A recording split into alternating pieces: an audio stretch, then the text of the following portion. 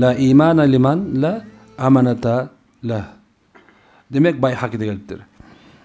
Na'un akhara minal cümleti ismi. Demek Peygamber aytkan eken amanatçılığı yok adamın imanı yok demek. Toluk bolboyt degan eken. Oşonda ele aytып atkan la dina liman la ahda lahu. Uadan atkarbagan kişinin dini yok eken. Эми де бул эки нерсени карап турган болсок, эң чоң нерсе азыркы заманга байланыштуу. Аманат анан уада. Аманаткөйлүк исламдын биринчи шарты. Аманаткөйлүккө биз өзгөчө көңүл бурушубуз керек. Менден сурай беришет, устаз жолдон акча таап алсам эмне кылыш керек? Кошелек таап алсам эмне кылыш керек? Эң эле жөнөкөй нерсени айтып берейин деп атам. Анда эң эле жөнөкөй нерсе ушундай. Bir жерден 5000 сом таап алдың, жолдан кетип барат. Эмне болду ал? Бирөөнүкү ал, сеники эмес. Таап алсаң эле баягы жанагындай айнегде таап, акырдан кимдики деп турган чөндөгө салып болбойт анда. Субханалла, ошону карайсың, эмне кыласың? Эми алын ошол жакыныраак мечитке барасың. Дагы субханалла ошол жерден кабар бересиң. Мен акча таап алдым. Ким акча жоготкон болсо келсин. Бирок 5000 сом экенин айтпайсың. Же кошелек таап алган болсоң айтпайсың. Мен таап алдым. Kimde olsa gelsin. Hiç kim çıkmaydı. 5 mal namazga barısın ayttırasın. Men taap aldım. Anan keyin subhana gelbey kalsa da meniki bolat eкен debеш керек экен. Эми ошону субханалла ошо жердеги имамга же болбосо жанагындай бирөө находук деген нерсе бар, ошо жерге апарып коесуң. Улам сурап турасың, таап кеттиби кожоюн? Ошо 3 жылга чейин таап албай кала турган болсо, анын 3 жылдан кийин аны субхана мамлекеттин казынасына бересиң аны. Түшүнүктүбү? Эми 5000 сомда бардыгы эле 5000 сом ушундай барда толтура дей турган болсоң, сен ошо 5000 сомдун номерин жазып коюшуң керек. Номери. Анан кийинки мисалы 5000 сом коротуп сала турган болсоң, эмнекен ошо 5000 сомдун ошо номери менен таап беришиң керек ошону. Аманат деген ушундай бизде. Бул жөнөкөй нерсе болду. Экинчиси болсо эркекке аял аманат, бала аманат, карып келген ата деген бар болсо ал аманат, кедей кембагал бир туугаң болсоң сага ал аманат, ооруп калган бирөө боло турган болсо сага ал аманат болуп эсептелет. Бул инсандык нерседе. Эркек киши аялдын акысын толук бериш аманатты толук берүү болуп эсептелет. Балаңга жакшы тарбия бериш бул аманатты толук бериш болот. Ата-энең карып калган болсо ага жакшы мамиле кылыш бул сага аманат болуп эсептелет. Кара, досуңа, ооруп калган адамга, мында бул пендечилик субханалла. Эми Алланын намазы бизге аманат. Орозо бул аманат. Зекет бай болсоң аманат. Ажылык бул сенин үчүн аманат. Алла тарабынан берген. Буга кыянатты кылбаш керек. Бул убактылуу берилген бизге аманат. Буйрук иретинде берилген. Эми аны жоготуп албаш керек. Эгерде аны ошо аманатты кылбай калсаң, аркасынан кайра кылышың керек муну. Казасын окушуң керек болуп эсептелет. Бул аманат. Демек, бул өзү субханалла, эми сен өзүңө келе турган болсоң, сен денең дагы аманат, жаның дагы аманат. Ошо денеңе туура мамиле кылыш керек, ошондой жаныңа да туура мамиле кылыш керек. Денеңди таза кармоо менен, кийим менен, ауратты жаап жүрүү менен аманатты сактаган болсоң, ошол эле мезгилде субханалла аны дарылоо, аны оорутпай кармоо, бул аманат. Эми экинчи болсо жаныңды аманат деген нерсе, жаныңды багыш керек. Кыргызда сөз бар, жан багыш парзбы? Бул кээ эле болсо алмаштырып алган, дене менен алмаштырып алган. Биздеги эки түшүнүккө көбүнчөсү мындай жан анан дене деген нерсе келгенде атеисттер болгон нерсеси денени мындай бир кандай бир машина катары көрөт. Бир эле жан деп экиге бөлбөйт. Биз болсо жан деп да ойлойбуз.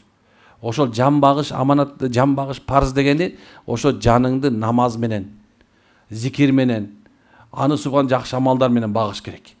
Мына ошондо субхан аманатка кыянат кылбаган болуп эсептелебиз. Ушундай. Бир адам сага бир аз бир нерсени аманат катары таштап кетти. Эми ошого да кыянатты кылбаш керек. Пайгамбарыбыз саллаллаху алейхи вассалам пайгамбар болуп турган болчу. Меккеде. Каякта? Эмне болуп туруптур? Пайгамбарсы келди. Эми пайгамбарга каршы болгон кимдер болгон? Мушриктер.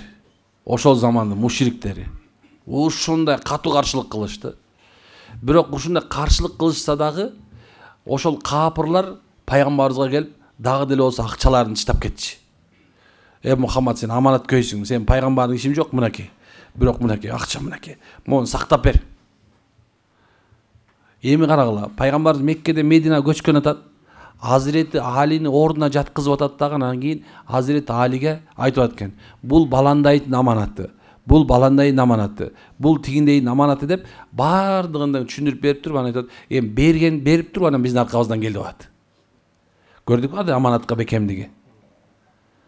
Демек, ошол иманы жок деген сөз ушул да. Иманы алсыз деген ушул экен, субханалла. Ушул сага бирөө аманат кылган нерсеге, ушундай аманатка бекем болбосоң, сен иманың жок деген сөз ушул. Иманы бар адам бирөөнүн акысынан коркот экен. Ушундай. Кантип коркот? Эртең өлөрүн билип коркот. Имандуу адам. Эртең өлүп Кудай алдында жооп береринен корккон себебинен аманат көй болот, имандуу адам. Иманы жок адамга болсо эмне экен? Сени афристенип алдап кетип, телефон менен баланча сом тияка сала кал. Анан ушул афристтердин бардыгынан субханалла иманы жоктугунан ушинтип чыгат азыркы мезгилде. Базардагы афристтер жана биринин шапкасын бирине кийгизген. Мамлекеттин ичинде жанакындай бири-бирине взяткалуу афристтер бар, Кудай сактасын. Наузубилла. Мына ушуга окшогон афристтердин бардыгы тең иманы жоктугунан болот. Биринин шапкасын бирине кийгизип аткан барды. Алдап тигемедип аткандар, кылып берем деп чыштап качып аткандар, субханалла. Сен акчаны иштетип берем деп туруп, неге баланы деп аткандар, үй салып берем деп коюп, субханалла, жанакы канча деген ыйларды ыйлатып коюп, өзүлөрү Дубайда субханалла бир жерде чардап жаткан бар аферисттер, алар өлбөйт дейсиңерби? Ошонун бардыгы тең ошол бул аманатка кыянаттык кылуу болот дейт. Булардын бардыгы үчүн жооп бери бар. Билесиңерби, Hazreti Ali айткан сөз бар, сонун сөз бар. Күнөөнүн дейт, күнөөнүн рахаты кетет, бирок күнөөсү калат деп айткан. Ушундай. Чын ушундай. Любой нерсенин бир нерсе бар, өзүнүн бир мындай бир ошол мезгилинде бир таттуу нерсеси бар. Бирок бир күнү ачуу даамы келет да, субханалла. Ал өтө оор болот. Ошон имандуу адам эртең тозок бар, эртең бейиш бар деп коркот. Эртең субхан шермендечилик бар.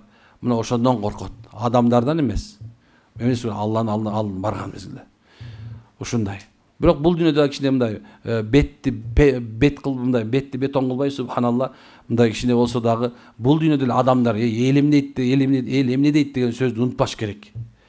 Эл эмне дейт деген сөздө Алла менен болгон мамиледе башка. Сен намазыңды оку, орзоңду тут, Алла менен болгон мамилең. Бирок адам арасында эл эмне дейт деген баландайдын баласы тигинтип кеткен турбайбы, аферист болуп кеткен турбайбы? Тигиндейдин баласы тигинтип жүрүп тияка түрмөгө түшүп калыптыр. Момунча нерсени жеп алыптыр.